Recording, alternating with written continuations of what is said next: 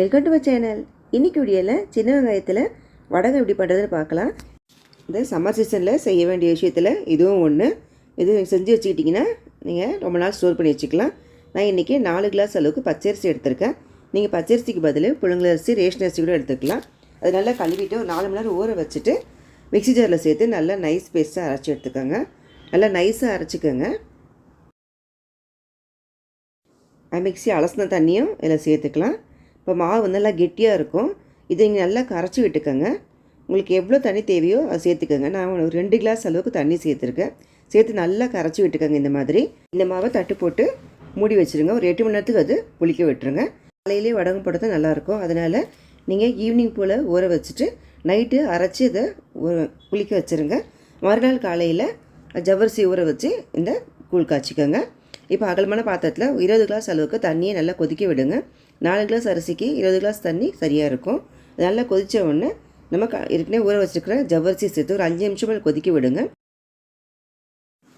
ஜவ்வரிசி வெந்த உடனே நம்ம கரைச்சி வச்சுக்கிற அந்த அரிசி மாவையும் சேர்த்து கொஞ்சம் கொஞ்சமாக சேர்த்துக்கோங்க. சேர்த்துட்டு நல்லா கிளறிட்டே இருங்க. அடி ஒட்டாமல் பார்த்துக்கோங்க. நீங்கள் கிளறிட்டே இருந்தீங்கன்னா அடி ஒட்டாது. அந்த மாவும் நல்லா வெந்து வந்துடும். பாருங்கள், ஓரளவுக்கு நல்லா வெந்து வந்துருச்சு. இந்த டைமில் நான் கொஞ்சம் மிளகாத்தூள் சேர்க்குறேன். மிளகாத்தூள் சேர்க்க விருப்பம் இல்லாதவங்க பச்சை மிளகா இல்லை காஞ்ச மிளகா கூட நீங்கள் பொடியை நறுக்கிட்டு இல்லை சேர்த்துக்கலாம். நல்லா கலந்து விட்டுட்டு சாம்பார் வெங்காயத்தை நான் ஏற்கனவே தோல் உரித்து பொடியை நறுக்கி வச்சுருக்கேன்.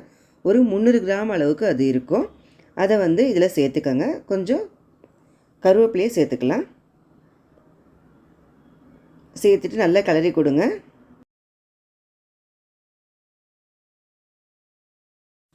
நல்லா கைவிடாமல் நல்லா கிளறிட்டே இருந்தீங்கன்னா இந்த வெங்காயமும் அந்த மாவோடு சேர்ந்து வரும்.